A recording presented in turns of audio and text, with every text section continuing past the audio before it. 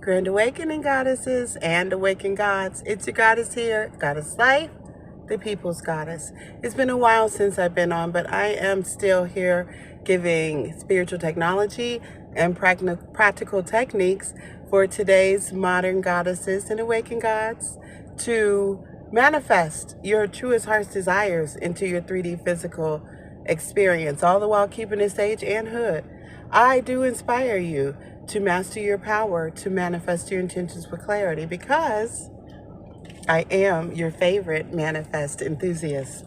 I've been off for a while. I've been going through a lot of different ascensions. I have shifted timelines a few times, and I'm comfortable in life right now. So things are going predictably at this point, getting some things addressed health-wise that I needed to attend to. And that leads me to what I kind of wanted to talk about today, just for a few minutes. I want to talk about being in waiting, right? In waiting, just overall in general in waiting. I had to have a breast biopsy 2 weeks ago. And as someone who was in the business, I was an ultrasound tech for over 20 years.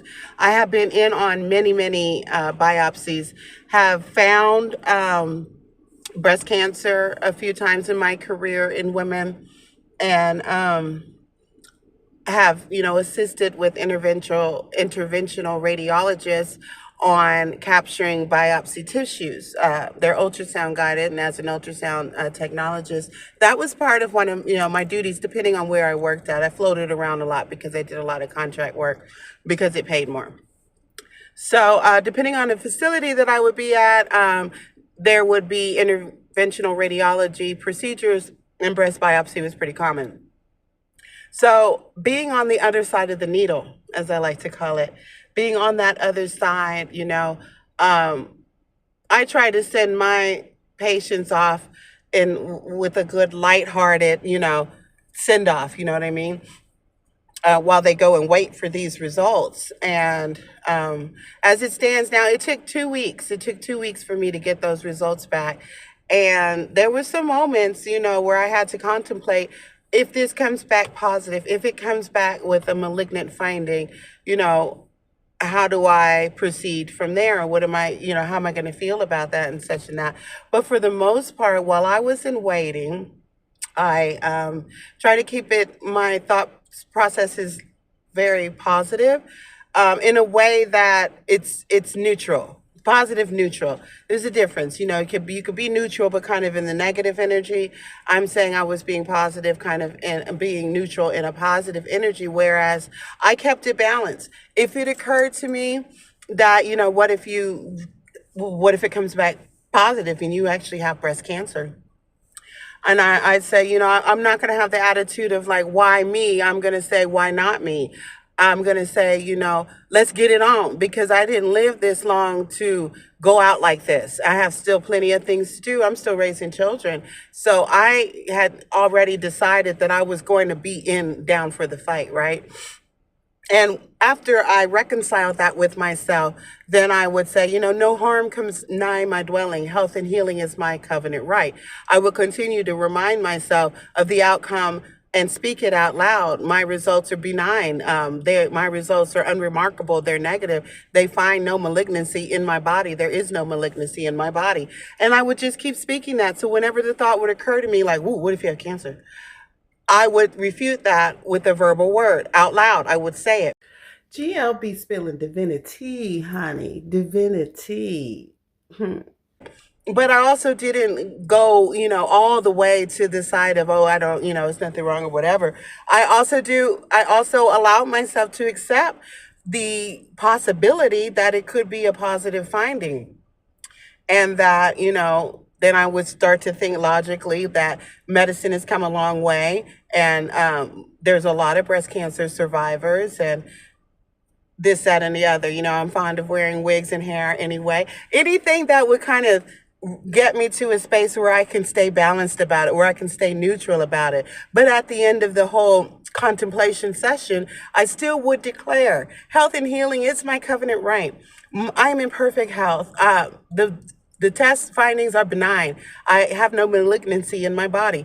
and just keep reminding myself of that, and then stay active, stay busy, stay doing things that I enjoy. Started exploring new ideas for hobbies, and um, just being extra super into my kids even more, and continuing to goal set, continuing to look into the future, and strategize how I want to achieve some goals.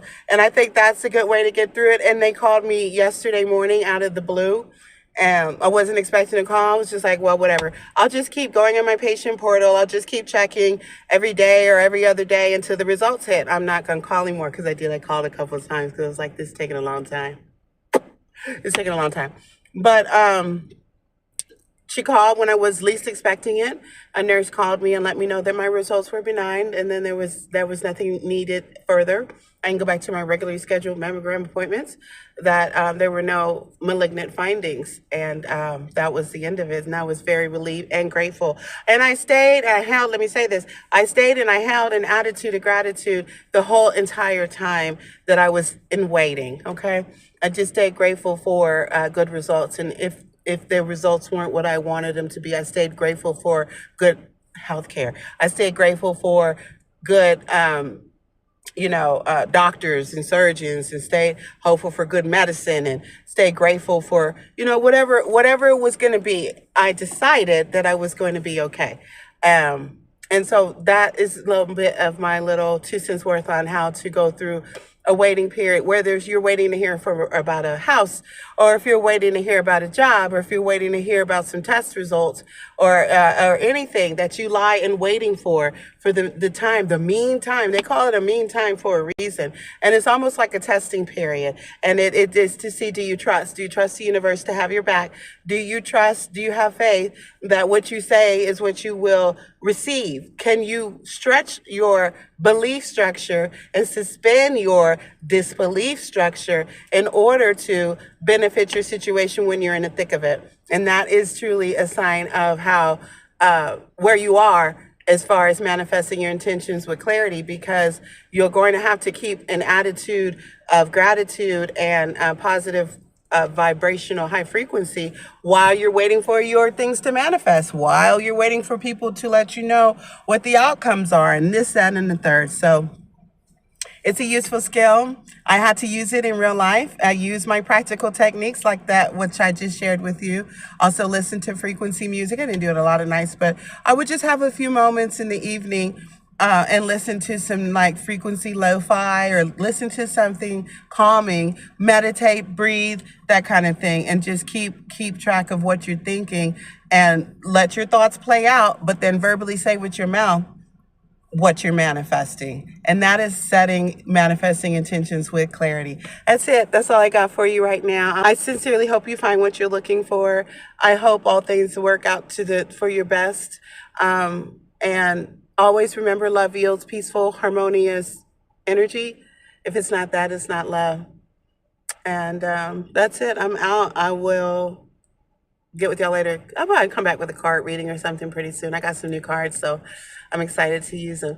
But anyway, for right now, Are you ready? GLB's feeling divinity, honey. Divinity. If you ain't got no money, go and manifest some. If you ain't got no money, go and manifest some. GODDESSLYPHE, yeah.